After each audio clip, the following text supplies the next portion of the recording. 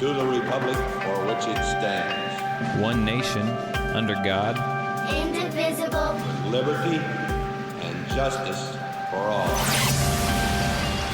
Guns, self-defense, concealed carry. This is the Patriot Defense Podcast.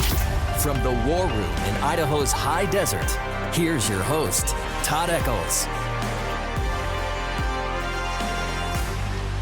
And we are back, but this time it is Wednesday afternoon, and we are tucked away in the war room somewhere in the high desert of southern Idaho. And I'm not 1 day late. I'm not 2 days late. 2 days late. I am 3 days late, and I know it just kind of keeps getting worse and worse and worse. I'm getting late on this podcast every time I go to do it. Stuff happens. I get lazy. Family comes over. Son's getting car accidents. Yeah, all kinds of fun stuff. And joining me today is my lovely wife, Sharia. Did you forget my name? I forgot your name. Yeah, I forgot your name. You're going left. I'm going right. We don't ever see each other anymore. Anyway, it doesn't matter. But you've been on, you're not a newcomer to the podcast. You've been on this podcast at least once before. Am I correct? Yeah, when you had another visitor. Other than that, you're new. This is your first time back. You are the main visitor today. You are the special guest for today. Well, let's hope I don't piss you off. Yeah, we need to have a good podcast here. No, I meant to get out over the weekend and do one, but we had the 4th of July, and what else did we have? So I went on an adventure on Sunday and went to a little town of Jarbidge, Nevada. If you don't know where it is or have never heard of it, which some of you may not have, look it up. It is the most remote town in the lower 48. It's actually a really cool little place to go and visit, kind of a step back in time. We're talking dirt roads, that the main street is a dirt road, and it kind of looks like, in fact, I shared the picture of this town with someone, Mo, who listens to the show, and she goes, "Hey, that looks like this town that we have up here, and it's like a Wild West town, and they keep it looking like a Wild West town all the time. It's kind of like an amusement park." So this isn't an amusement park. This is how these people live. This is real life. Yeah, Jarbidge, Nevada. Look it up. It's pretty fun. So, other than that, got busy with the 4th of July. I hope everyone had a good 4th, safe 4th. Hopefully everyone has all their digits. I'm sitting here trying not to be offended because you totally... What'd I do? The first day of this whole month was like life-altering for us 27 years ago, and you didn't even remember our anniversary. Oh, and it was my anniversary. That's another reason. So there you go. So I was looking forward to. It was 27 years was our wedding anniversary. This is starting off quite unlike any gun show you've ever listened to. It's our anniversary, and so I've forgot about it already because I'm looking forward to 28 years. I'm trying to see if I will survive that amount of time, or if I'm going to irritate you enough that you dig a hole and put me in it. That's too much work. So other than that, we've been kind of busy with stuff. I've got a race this weekend, so I didn't really book a whole lot of classes this week. I had some last week. I did have my women's group meet on Thursday of last week, like they do all the time. And we did some really cool stuff. We did a little shooting and moving. And as I introduced this to them, they're getting pretty good at the just shooting at bullseyes and some these other drills that I've been giving them. And they're really good on their trigger discipline, and they're knowing the trigger reset. And so it was time to move on. It was time to move on and find some other challenge for them. And I taught them how to shoot and move. So we're walking toward the target, and then we were backing away from the target while they were shooting. And when they first showed up and I was showing them how to do that, they were just a little apprehensive. Like, what is this crazy guy trying to get us to do, right? They were a little unsure of it. But it's very interesting because once we talked about it, and we talked about how to do it, and we talked about how to kind of be purposeful in your movements, and how to go, heel to toe, and how, when you're walking forward, how to pull yourself forward with your front leg instead of push off with your back leg, and kind of, address the challenges of keeping your sights pretty level. And they started doing that, and they thought, well, this is kind of fun.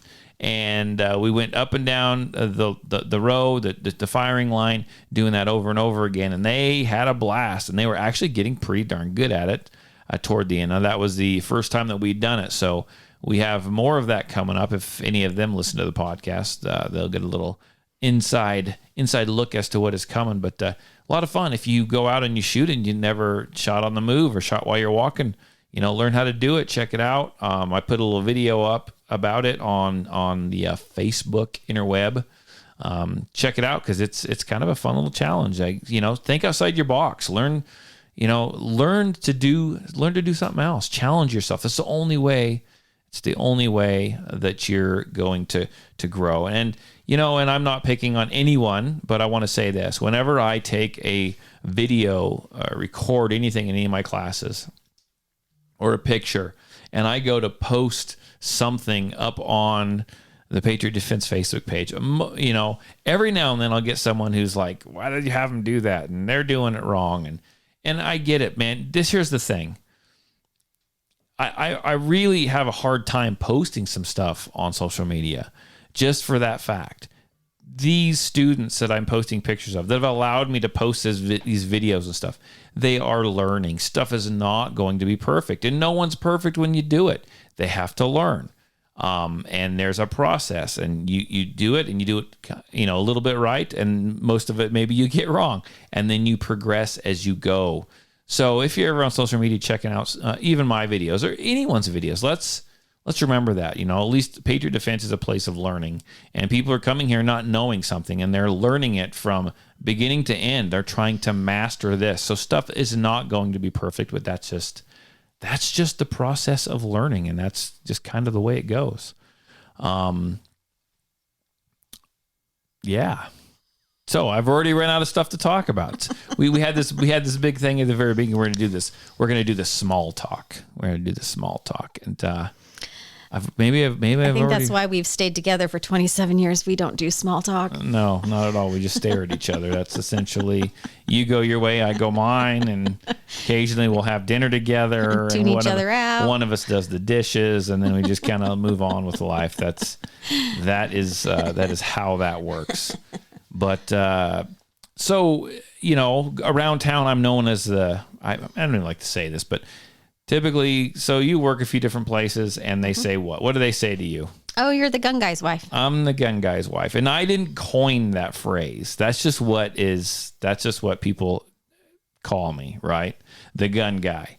And I guess even in the classes that I do, one of the biggest questions I get from my female students, right, is, well, your wife's got to be a pretty good shot. Your wife's she carries a gun. She does this stuff. How all this stuff, right? So answer the question for us. Do you carry a gun? Do you want to out? Do you want to out yourself? As of right now, I do not carry a gun. Do you like shooting? I do. Okay. How come you don't go out and shoot more? You have a few guns of your own. Because of my perfectionistic mindset. If I don't do it good the first time, I'm done. Well, you have to practice to get good. I get that. I realize that. You're not good at anything the first time. Nobody ever is. Well, crap. This is news to me. No, you're not good at anything the first time. Nobody is. No, it's just, there's so many factors that keep me from practicing as much as I possibly can. I started out, I got my concealed carry permit. Is it still good? Did I let it expire? Yep. Yes. Yep. But also I was perfectly okay with you being the one to carry. I'm with you most of the time. I can show you plenty of videos where that's the wrong thinking. Well, I get that. But also when we first started all this kind of stuff, I wasn't carrying around an infant. And then the bonus baby came along and I was like, I am not lugging any more around than I absolutely have to. I just had this conversation at CrossFit this morning with one of the coaches, and she kind of said the same thing. Like she carries a gun, right? She's, by herself, right? Single mom.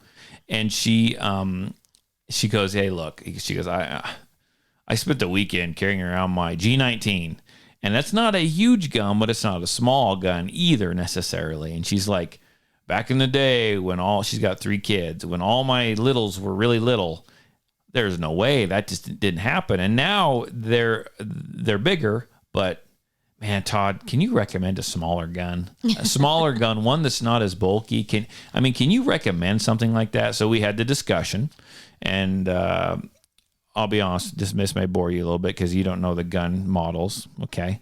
But she was looking for something, and we talked about the SIG P365, the base model, the X and the XL. We talked about how she should shy away from the Hellcat. We talked about, what else did we talk about? What other gun did we talk about? We talked about the Taurus. We talked about the Taurus G2C, and I know your brain's probably just going, what? You recommended a Taurus for her?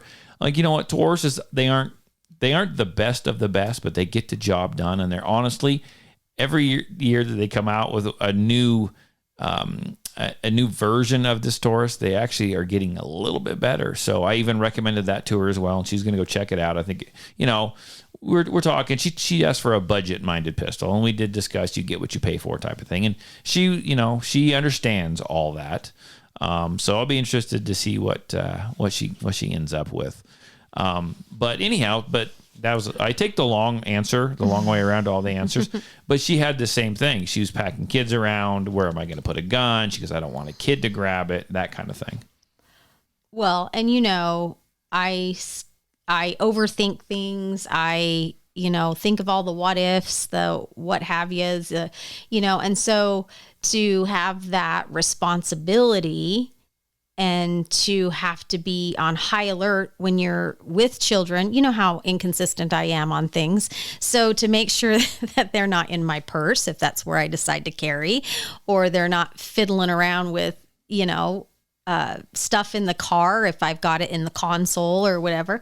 So I just got rid of the equation altogether for now, until I felt comfortable with our kids, secure in the fact that, okay, when they see that, they're not going to touch it. They're not going to, mess with things. But then guess what? Grandkids came along.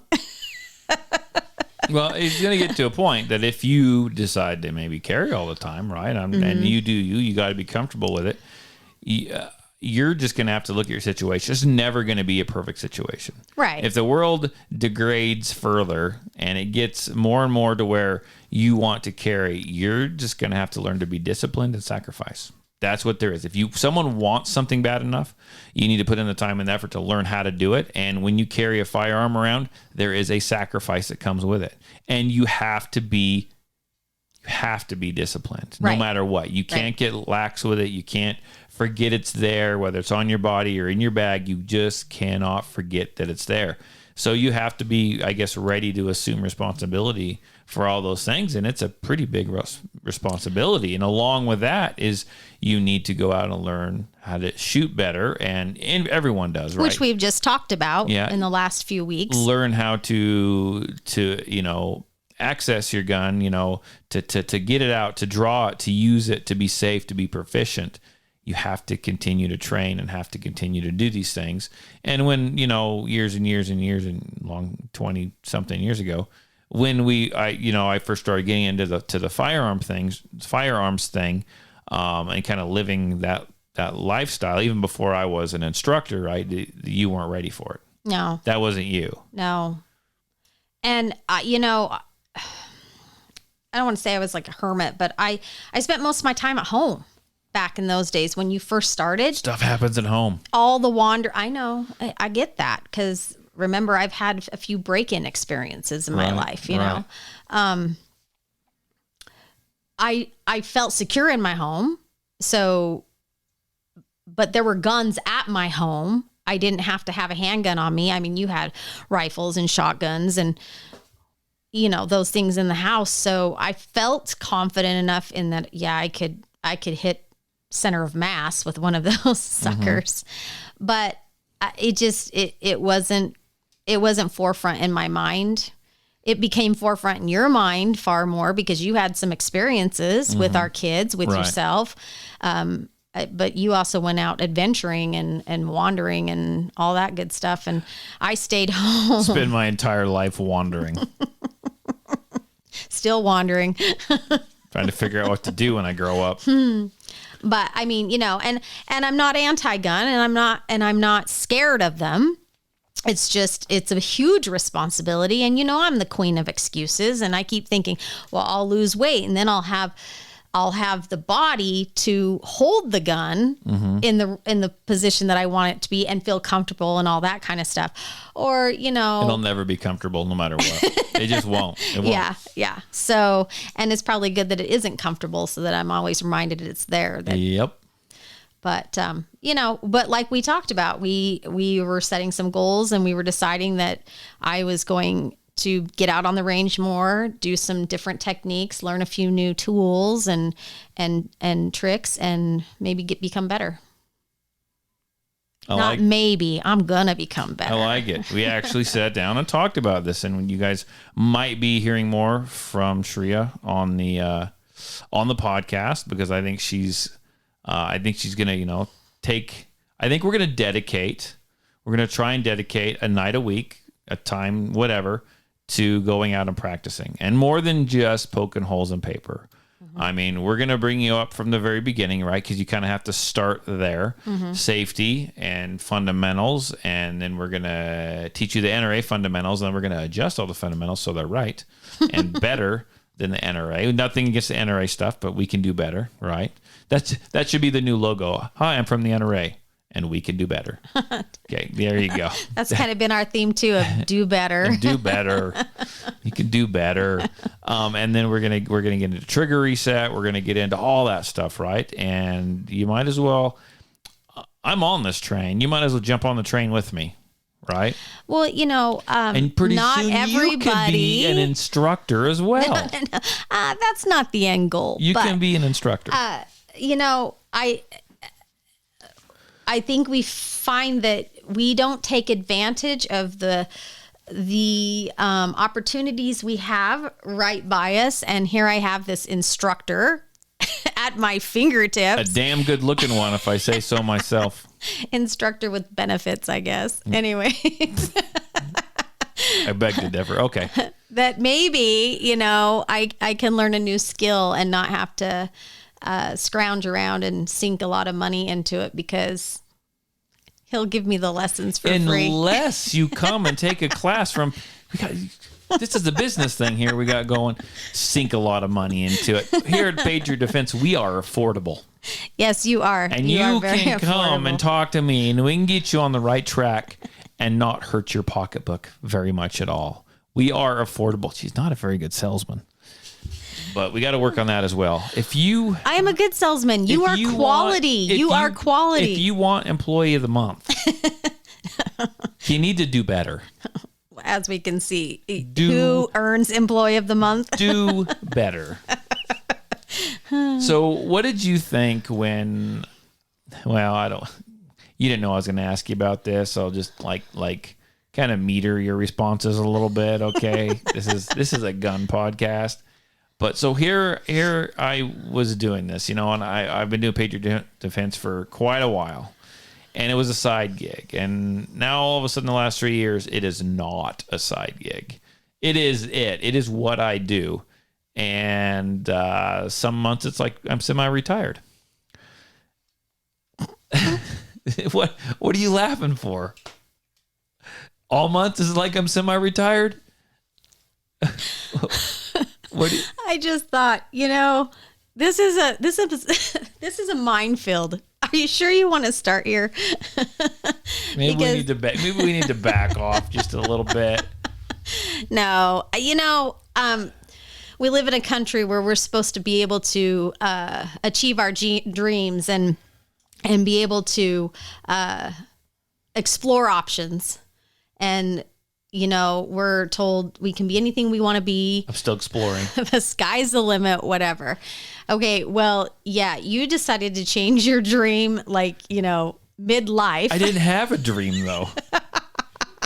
I found my dream. Oh, shoot. So I didn't really change a dream. I just started my dream. And this is coming from a person who's been in the same field of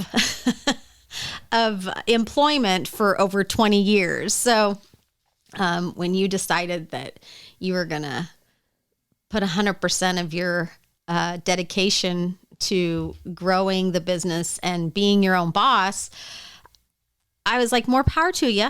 That's great.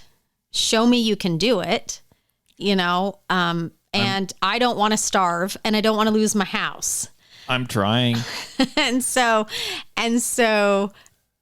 it was scary. Oh man, What do you mean it was scary? It still is. It still is scary. Yeah, it is touch and go a little bit. And I don't think a lot of people realize the sweat, tears, everything that goes into building your own business. Oh yeah. And they don't understand that behind that person is a family that's like, trying to support and work hard and help that dream come to fruition, And so,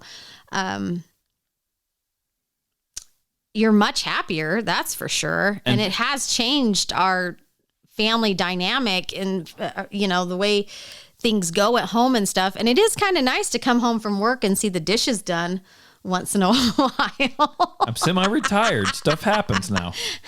But I do feel like the phrase, so what'd you do today, is a little bit of a grenade to ask. I am always working.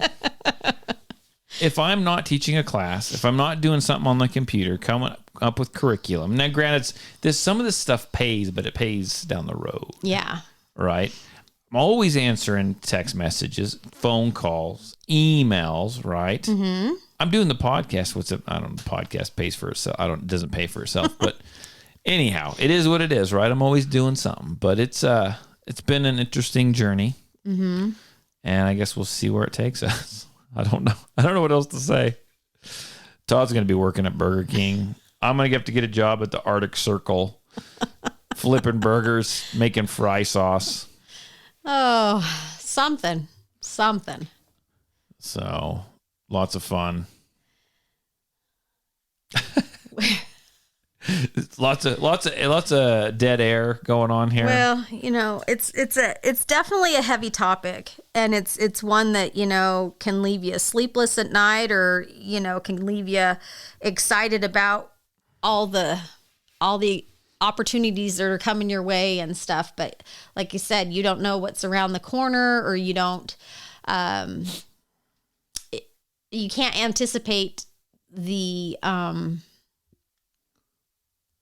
you just can't. It's like one of those things. It's feast or famine. And we like to eat over here, so go ahead and sign up for a class with Patriot Defense. And I've got some really cool stuff coming your way. Hopefully I finish it up in the next couple of days.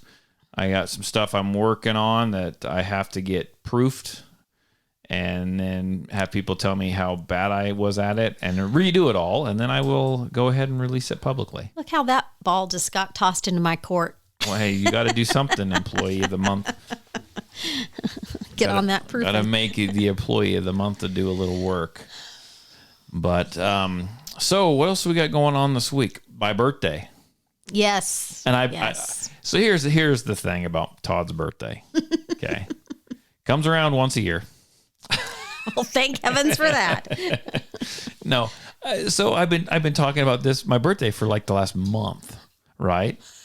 I love my birthday.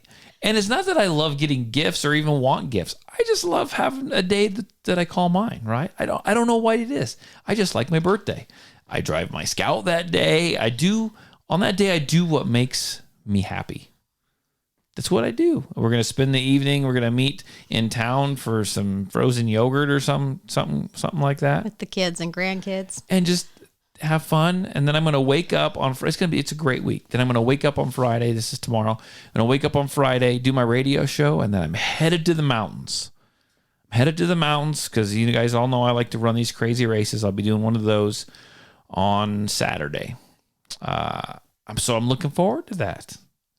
It's a good birthday. It really is a good birthday. My birthday has turned into a birthday week. So he thinks. And I love it. It's so much fun. So we got to cram you and the two boys and me into a truck, and we get to drive on Friday. Mm-hmm. And that's always exciting to see how that's going to turn out. Yep. because what is it? It's tug of war of the radio. It's I'm driving. I get control. it's tug of war in the back with who gets to sit behind mom and get all the leg room.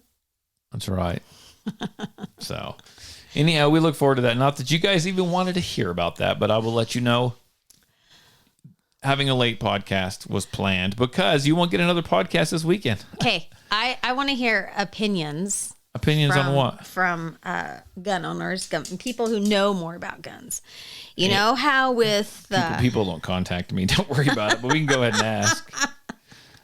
Well, I was thinking, you know how people talk about Chevy Ford, and there's always that controversy. Oh, man, you're new to the gun world. Go on. Between the Chevy and the Ford. So in gun perspective... You are so new. Go. This is a rookie mistake right here. Go ahead. How is it a rookie mistake? Go ahead and ask your question. I want to know what the Chevy or the Ford of the gun world is, so I know what next gun I want. Oh, man. So I tell you what. It's obviously not a live show. If you've got, and I want to hear from you. You heard that was the rookie asking the questions over here. What's the Chevy and the Ford of the gun world? So essentially, what are you asking? What do they like and why? Is that what you're asking? Well, yeah, who are the two big players? Is that what you're asking? Who the two big players are? There's more than two big players. There's going to be a few big players, like 3 or 4. But go ahead and narrow it down. 2. Come on, we can do 2. Oh man. Okay, we want to know. So you can call me. You can text me. Text me, and that way I don't mind if you call, but text me, and we can keep a running list. Okay. Or Facebook. Post it on Facebook. Oh, okay. I can post it up. I post up on Facebook there, but you can text me. Area code 620-794-6223. That's area code 620-794-6223. Look for the Patriot Defense Facebook page. I will post this up there tomorrow. You'll see this post and you'll wonder why it's there. And if I get the timing right and you listen to the podcast first, you'll know why the post is there. Respond, because I'd like to get an answer, because this is just going to be unhinged. You might as well ask them what caliber is better, 9mm or 45. This is going to be a mess. But we want to hear. I dropped something. We want to hear a response to that. Okay. So, any other questions, co-host? Hey, you brought me in here. You had to know something was going to happen. Speak now, or we're going to move on to the news. I'm good, but you can go ahead and ask some other questions. What do you want to know? Let's think of some good ones. One question a podcast is enough. You sure you don't want to go like caliber debate? You don't want to ask like people's favorite carry positions? No, just one question at a time. Let's not overwhelm them. Let's just break the internet. Let's just break the internet. Oh, no. One question at a time. Come on. We can just do it. Oh, I feel like we're starting over, but that's okay. Okay. Hey, I'm new to this game. You help her out, folks. Do me a favor. Help her out. How is it that I ended up with the 3 guns I have? You went out and bought them. It wasn't because of brand, was it? No, it was what felt good in your hand. What was my reasoning for the 38 special? I have no idea. It was tiny. And why did you buy a little gun? And do you remember? Let's talk about this for a minute. Do you remember how I changed my mind on that? Let's talk about this for a minute. I have small hands. And so why did you pick the revolver? Because it was tiny. It had a handle I could grip, and it wasn't like big and overwhelming to me. And then what did you think about it when you shot it? You picked that one out on your own. We actually went to a gun show and looked at them, and then we went to the store and bought one. It was fine. I didn't mind shooting it, but you showed that video in class, and it freaked me out. I said, okay, that can't be my carry gun. What freaking video did I show? That guy with the paper next to the barrel. Oh, yeah. We just have to grip it right. She's referring to a Hickok 45 when he shot a revolver, and if you hold it wrong and you get your fingers out there by the out there past the cylinder, by the cylinder gap, how it can... bad things can happen. Fire and hot gases and garbage comes blowing out of there, and you're going to feel it. And that's what you're talking about, right? Yes. So then we got a car. Oh, that piece of junk.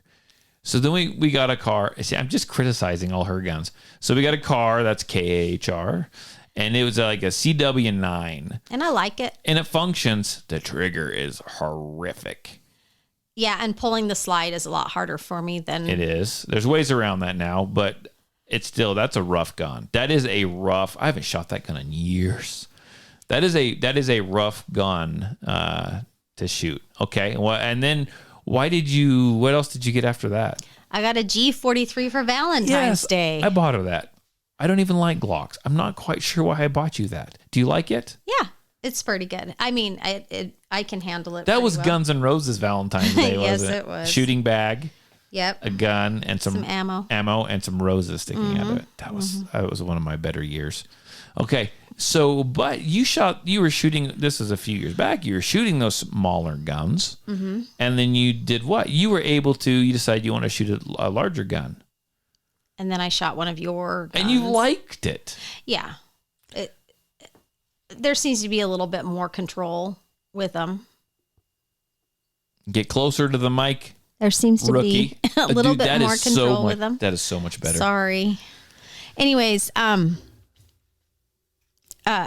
no, I like my 3 guns. I really don't have a problem with them, but I'm an overthinker, and I've thought about all the horrible, terrible things about carrying with each one of those guns. She doesn't take suggestions very well. She doesn't take instruction. Well, go on. Oh, now I'm getting a look. No. I don't know if any of those 3 guns. Well, right now I have one chosen for my carry gun. If I ever get to that point. And which one is it? The G43. I'm so sorry I put you with that gun. God. Okay. But, like we just talked about, I'm going to start doing more stuff, doing other things. I'm going to try other things. You are going to provide your own ammo, right? I know a guy who knows a guy. You can't break into my stash. So, okay, yeah, we'll get you used to them, and then we'll let you shoot some other things. I got some. I don't have them, but I got some other guns that maybe you could try that are a little different and a little better. And you've never in your life shot one with a red dot. You haven't done any of that. So shooting is fun, but you've never done the fun stuff yet. You haven't even done the fun stuff. No, I really have. I mean, we get out once in a while as a family, and we did more shooting in Kansas than because there was nothing else to do. Than I've done here. I mean, I joined a women's thing for a brief period of time, to get into some more shooting a little bit. But then that was good, but that was now I've got this range out my back door, and I think I need to utilize it a little bit better. But I don't know.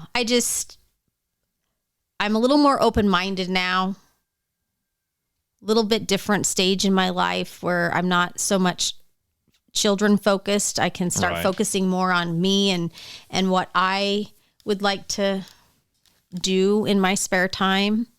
My spare time is valuable. I know this guy that runs this women's group for shooting, and it's gonna cost you, but I bet I could get you in. I don't think he prorates either. Well, it's not at a convenient time for me, so that's why we have to choose a different night a week. Okay, I'll bill you. I'll send you a bill. So crazy stuff happening in the world right now. Oh, absolutely. Crazy stuff. And we've touched on it before on the podcast. We had the big gun bill go through, and then we also had the Supreme Court come out and make a good decision in the rights of gun owners. But let's focus on this big gun bill right now. So the big gun bill that actually was signed by the president.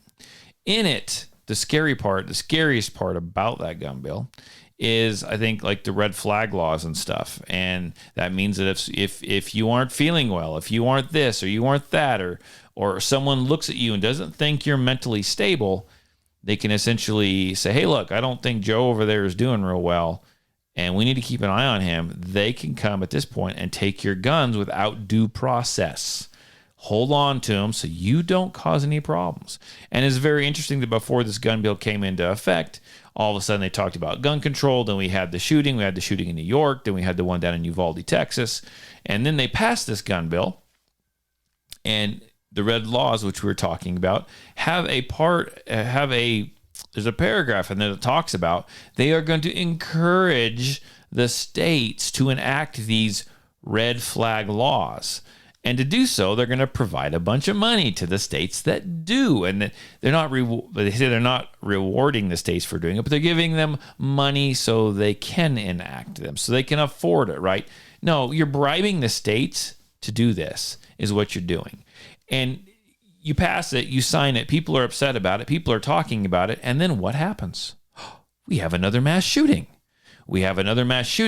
And this time it is in Highland Park, I believe. I could have that wrong. Highland Park in Illinois. So it's over by Chicago, and we have this guy starts picking off people at a 4th of July parade. Now I go ahead and I've got some audio, and I'll go ahead. I got a couple clips. I'll play one clip. We'll chat about it, and then we'll move on to the next one. All right, thank you, Greg. Turning now to that shooting at a Fort Worth parade a 4th of July parade in Illinois. Here's what we know this morning. It happened yesterday in Highland Park, that's north of Chicago, along the city's parade route. Now, dozens of gunshots, some people running for their lives. We know 6 people were killed, 30 other people are hurt.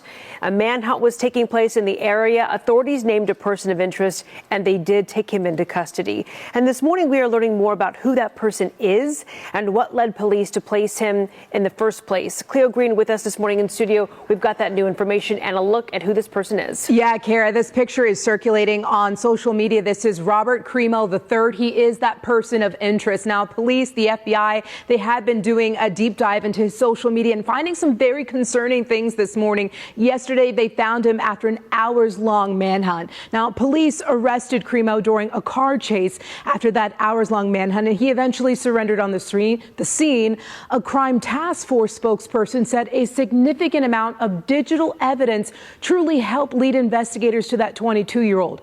This morning, investigators are also waiting on an ATF trace to find out the history of a rifle that was left at the scene. We're told there's still a lot of work left to do to tie that person of interest, Cremo, directly to the shooting. The FBI is also looking into how that shooter was able to open fire from a rooftop, climbing up a ladder in an alleyway, killing 6 people and injuring several others. I do want to mention here that the governor of Illinois here issuing this statement with some heated words yesterday during a press conference, saying there are no words for the kind of monster who lies and waits to fire into a crowd of families with children celebrating a holiday. He goes on to say that he stands with Americans and we must end and we will end the plague of gun violence. Mark, Kara, I do want to end here because this is another conversation on social media. That shooting yesterday now brings the total here of mass shootings to about a little over 300 for this year alone, and that's according to the Gun Violence Archive. I'll send it back to you. Just a terrible way to spend your 4th of July. Thank you for that, Cleo. So let's go ahead and touch on a few points. And that last one that irritates me, and I hate that number, right? There's over 300 mass shootings for this year alone. So you have to look and dig into what they classify as a mass shooting. So they're pretty liberal on their definition. I mean, it could be a husband and wife, and if it's done in a public area, not that this is good, right? But if ex-husband shoots a wife and they're pissed off or whatever in a public area, they're going to call that a mass shooting. So their numbers are way skewed, right? And they're always going to lean them to be higher because that's their narrative. That's what pushes their narrative, right? They need those numbers to be high. And another thing that you want to pay attention to is where they said that there was digital evidence. Digital evidence being social media, right? And they want to control that social media. And I do think that we need to pay attention to social media, and someone who's on social media possibly saying, hey, I'm going to go shoot up a school or I'm going to do that. We do need to pay attention to it. But we also need to know that the same thing that happened to this guy happens to a lot of people is they visited this guy because some other people said some stuff. They visited him and they've actually taken weapons from him, but they never put him in jail. They never did anything, right? But you need to focus on this digital evidence. So what if you, with these red flag laws, right? What if you are just grumpy one day? What if you're not feeling good? What if you had a parent just pass away and you're like, man, I miss my mom. I miss my grandma. I miss a grandpa. They just passed away. I just don't know. I just don't know if I can go on living. I don't know if I can live without them. I don't know, whatever. And you show some kind of sign of distress. they haven't like laid out what they consider as hitting you up for a red flag law. What if someone declares you mentally unstable and they can come get your guns? Don't think they won't do that, because they aren't going to come door to door. They just aren't. They're going to take them any way that is possible. And if they don't have this pinpointed down to a certain reason why, certain criteria why they can proclaim that you're mentally unstable, then they're just going to come take your guns for any little thing. Back in the day, there used to be a thing called swatting, right? A lot of online, game players would swat. There'd be someone who they're playing a game with online. They don't know them. They figure out where they live. They're mad at them for some reason, and they call the police. They call in the SWAT team saying, this he's threatening people. He's in his house. He's got a gun. They call in the SWAT team on him, and they're really not doing anything. They're just pissed off at him. Why couldn't this be used to help push these red flag laws and help, you got an ex-wife that's mad at her ex-husband. You got a neighbor that's mad at the other neighbor. Whatever. You may have a neighbor that is mad at you because your dog took a crap on their front lawn. And then one day they look out the window and they see that you are going to go shooting, and they see that you're loading a rifle into your car. And all of a sudden they're like, well, I'm going to get back at him. Hey, 911, my neighbor, he's really upset. And I saw him loading guns into his car. Who's to say that law enforcement's not going to show up and take your guns? And if you think they're going to give them back once you're feeling good and feeling better, supposedly, no due process. They're going to come take them. You will not see them again, or if you do, it's going to take a lot of time and a lot of effort and a lot of money on your part, and they want to make it difficult enough so that you don't try to get your guns back. Thoughts? Well, I was just thinking about how we live in a society where people don't care as far as the repercussions. Mm-hmm. We've got so many Karens and Richards out there that are tattling here and there, and they call the cops for ridiculous things, and it changes people's lives. People get, charges against them for nothing. Right. And this is where our freedoms are being taken from us because people, I don't know, they're vengeful. Well, that's what they want, though. They want neighbor against neighbor, family against family. Mm-hmm. They want us divided. They want us to look at someone and go, oh man, if I piss them off, they're going to turn me in for something. They're going to say something. I mean, I had a conversation with, and I'm not going to name names, obviously, but I had a conversation with a friend of mine the other day, and he said to me, he's like, sometimes I just feel like enough is enough. I don't know what to think anymore. Sometimes I actually just feel like I need to go talk to someone. Mm-hmm. And so you got someone who's maybe they need to go talk to a counselor. They need to go talk to a therapist for something that has gone on in their life. And now all of a sudden they are afraid to. And this is what he told me. I'm afraid to do this. Because with these coming, if that's on my record, is that easier, right? I'm not going to go hurt anybody, mm-hmm. right? But I just need to talk to someone. I need someone to talk to.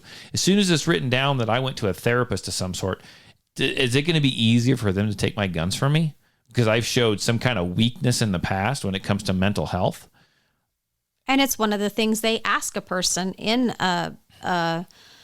a medical situation. Right. Do you own guns? Are there guns in your home? Right. Which by the way, you do not have to answer those. You do not have to answer that question. If your physician, your doctor, whatever asks you that, you do not have to answer that. I'm just going to tell you right now. That's not a required, but a lot of people do. Why? Because they're going to their doctor to get help. It seems like it's a question that's just a question, right? But then why are they asking me this? But so many people are so concerned with, hey, look, my leg hurts, or hey, look, I've got this medical problem, that they just go ahead and answer it, right? Well, and then they're also under the misconception that it's protected. It's protected information.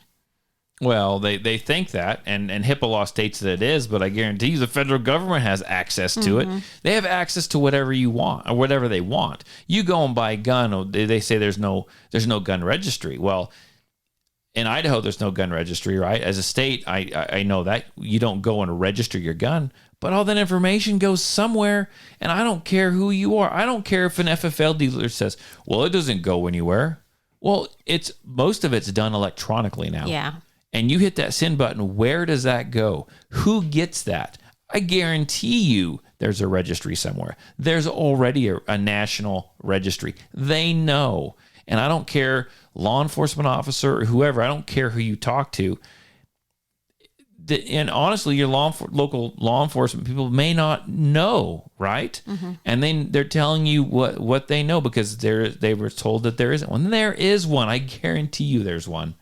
I guarantee it. And real quick, I might as well just jump on this. I bet you the NRA helped enact it. Okay, check that out. Check that out.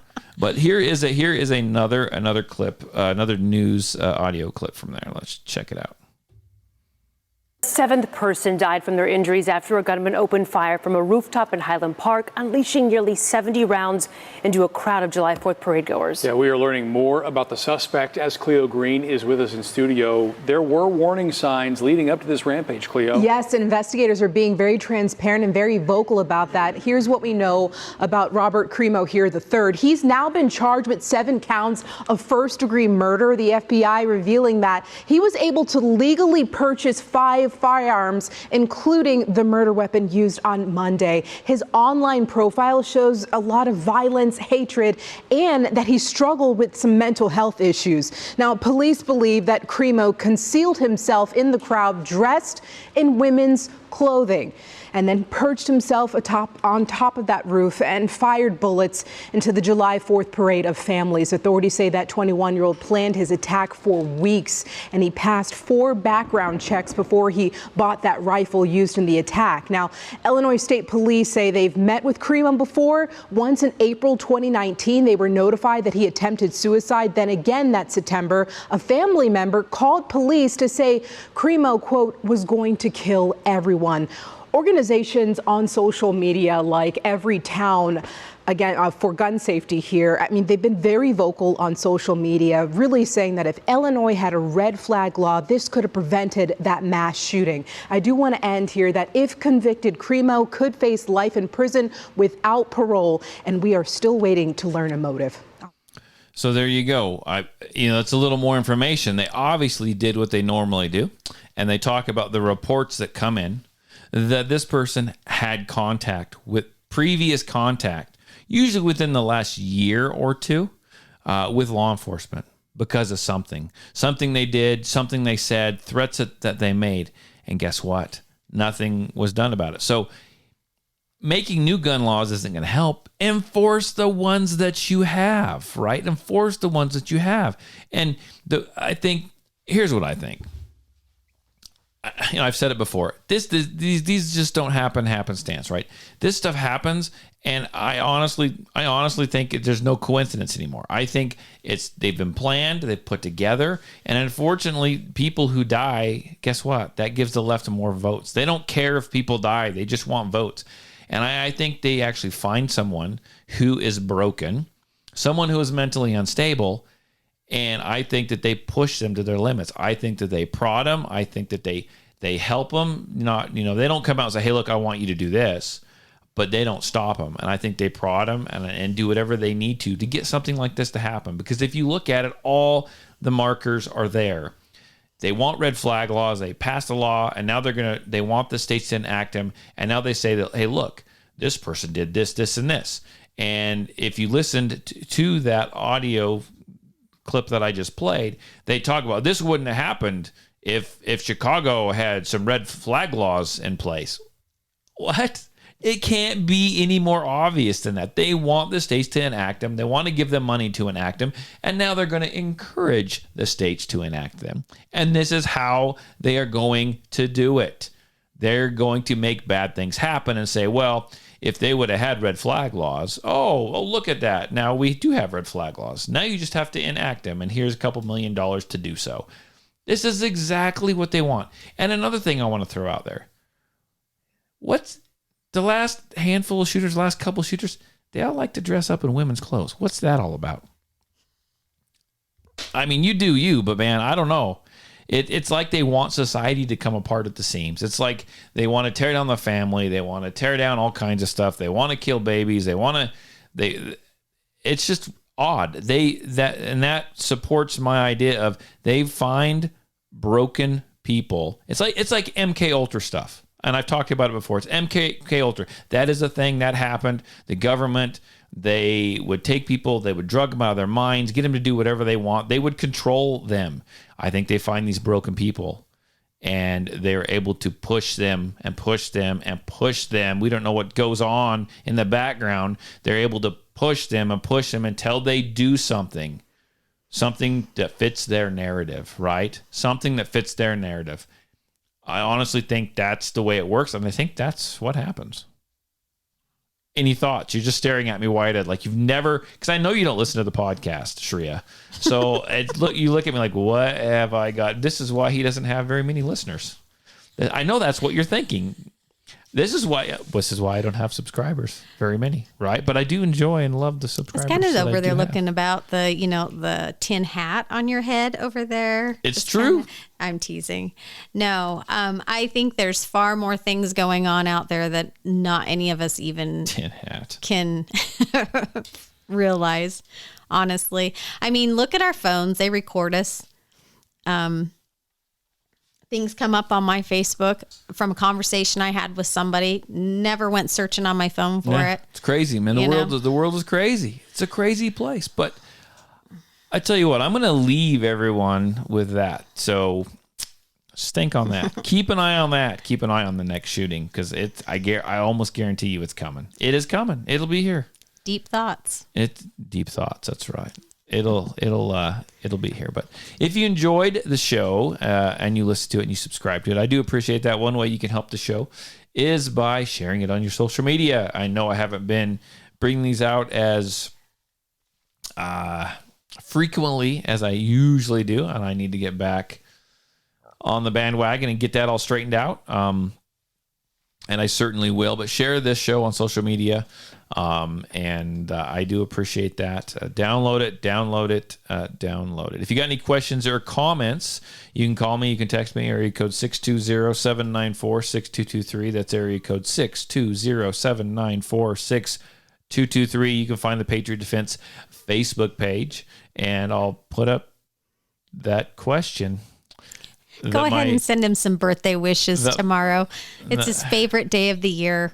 Now, since you're going to say that means I've got to get the podcast uploaded tonight. Yeah, send your Venmo link. Maybe they'll send you $1 or $2. $1 or $2 for just looking pretty. Okay, I appreciate that, guys. And I appreciate all the support. Thank you for sticking with me. You'll hear more from Shreya as we get her trained up as a real pistol arrow. So until then, talk to you guys later. Bye.